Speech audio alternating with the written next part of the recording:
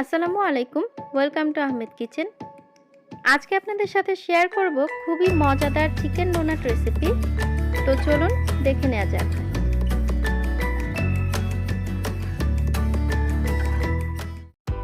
প্রথমে আমি এখানে নিয়েছি মুরগির বুকের মাংস, প্রায় 250 গ্রাম পরিমাণ। মাংসগুলোকে আমি কিউব করে কেটে নিয়েছি।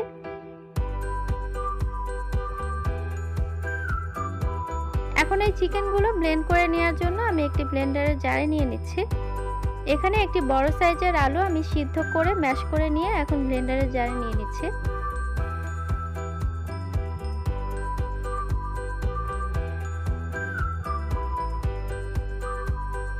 দিচ্ছি 1/4 কাপ পরিমাণ পেঁয়াজ কুচি, 2 টেবিল চামচ পরিমাণ দিয়ে দিচ্ছি ধনেপাতা কুচি, পেঁয়াজ কলি দিয়ে দিচ্ছি 2 টেবিল চামচ পরিমাণ, 1 চা চামচ পরিমাণ দিচ্ছি লবণ,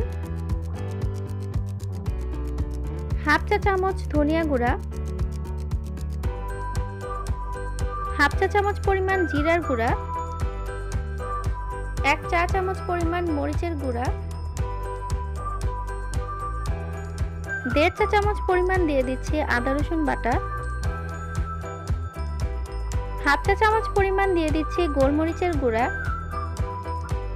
1/4 কাপ পরিমাণ দিয়ে দিচ্ছি ব্রেডক্রাম্ব। এখন সবকিছু আমি খুব ভালো করে ব্লেন্ড করে নিচ্ছি। তবে ব্লেন্ড করার সময় আমি কোনো প্রকার পানি ইউজ করিনি। চিকেনটা খুব ভালো করে ব্লেন্ড করে নেওয়া হয়ে গেছে। ডোনাট তৈরি করে নেওয়ার জন্য আমি একটি জিপলক ব্যাগে চিকেনের মিশ্রণটা ঢেলে নিচ্ছি। জিপলক ব্যাগের এই কর্নারটা আমি কেটে নিচ্ছি। এখন একটি প্লেটের উপরে আমি বেকিং পেপার বিছিয়ে ডোনাটের শেপগুলো দিয়ে নিচ্ছি। এতে করে ডোনাটগুলো বানিয়ে নেওয়ার পর প্লেটের সাথে আটকে যাবে না। এখন হাতের সাহায্যে ঘুরিয়ে ঘুরিয়ে আমি ডোনাটের শেপগুলো দিয়ে নিচ্ছি।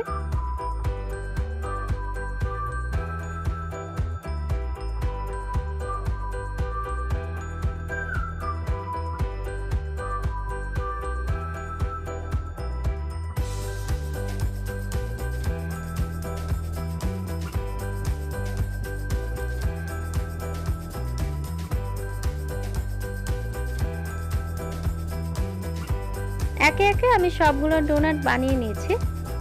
এখন ডোনাটগুলো সেট হয়ে যাওয়ার জন্য আমি ডিপ ফ্রিজে রেখে দিচ্ছি প্রায় 1 ঘন্টার জন্য। প্রায় 1 ঘন্টা পর আমি ডোনাটগুলো ফ্রিজ থেকে বের করে নিয়েছি। এগুলো এখন যথেষ্ট শক্ত হয়ে গিয়েছে। ডোনাটগুলো কোট করে নেওয়ার জন্য আমি এখানে একটি ফ্যাটানো ডিম নিয়েছি আর নিয়েছি ব্রেড ক্রাম্ব। এখন প্রথমে আমি ডিমের মধ্যে ডোনাটটাকে চুবিয়ে নিয়ে এরপরে ব্রেড ক্রাম্ব দিয়ে গড়িয়ে নিচ্ছি।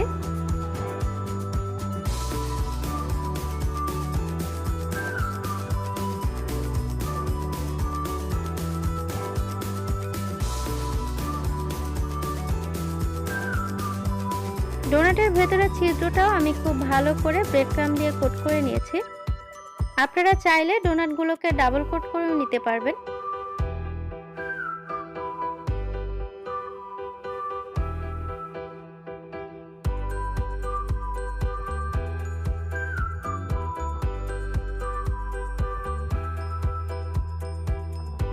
সবগুলো ডোনাট কোট করে নেওয়া হয়ে গেছে।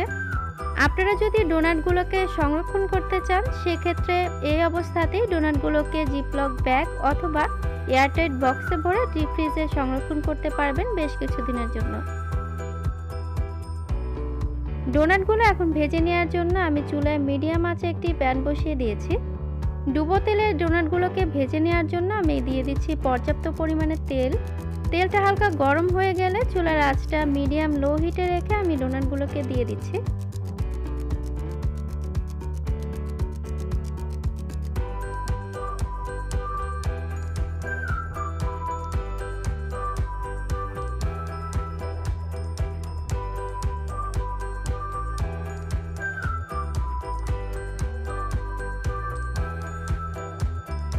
হালকা ব্রাউন কালার হয়ে গেলে আমি এখন ডোনাটগুলোকে উল্টে দিচ্ছি।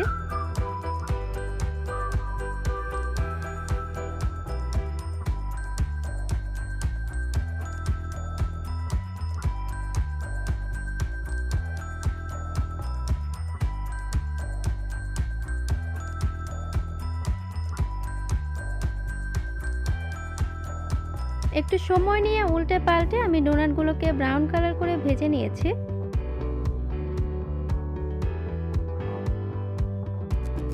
মিডিয়াম লো হিটে ডোনাটগুলো ভেজে নেওয়ার কারণে উপর থেকেও অনেক ক্রিস্পি হয়েছে এবং ভেতরের মাংসটাও খুব ভালো মতো সিদ্ধ হয়ে গেছে।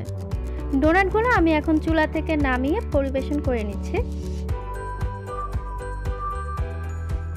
চেষ্টা করেছি খুব সহজভাবে আপনাদের সাথে রেসিপিটি শেয়ার করার জন্য।